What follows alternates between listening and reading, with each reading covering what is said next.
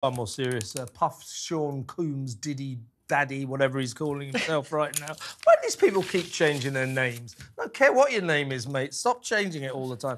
Last time I heard it was P. Diddy, or is he Puff Daddy? I don't know. Anyway. I feel like we're in a rave. There's something funny going on with the light, it's and like it keeps disco. flashing Let's on dance. and off. It's like, that you know, time in the morning.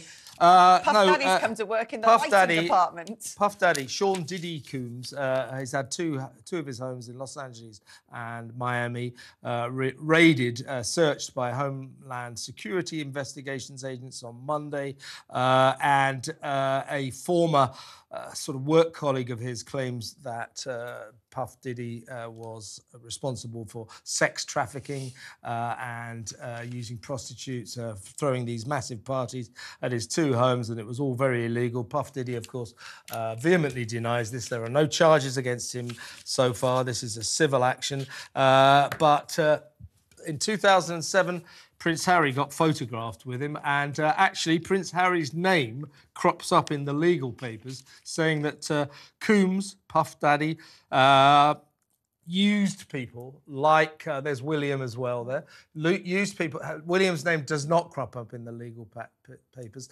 That's Kanye West, Puff Daddy, and of course Harry and William. But Harry is mentioned as one of the people that Combs used to legitimise himself, to make himself seem as if he moved. And now, let's be fair to Harry, it's 2007. He's thought to only have met him once. This is at Wembley after a concert. So in many ways, I think we have to be careful about Harry. He hasn't done anything wrong, but his name has been dragged into this. I think the problem we have in general in the West and probably all over the world is as soon as someone's got money in the bank account and an iota of celebrity, they seem to be bestowed moral virtue and righteousness, which they probably don't have. Puff Daddy's a guy who sang "I'm a bad boy for life." His music videos clearly showed what he thought about women, which is they're there to be objectified, through these lavish parties with all sorts of scantily clad fillies knocking about.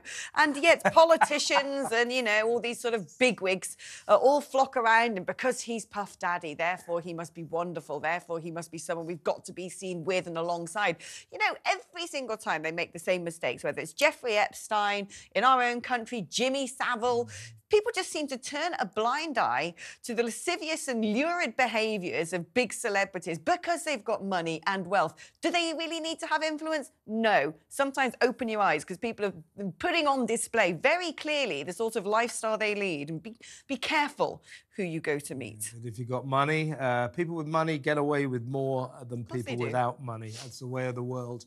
And if you've got billions of dollars like Combs, you can gather around you all these big names, these big stars, and you look like you're at the top of the planet, social pile.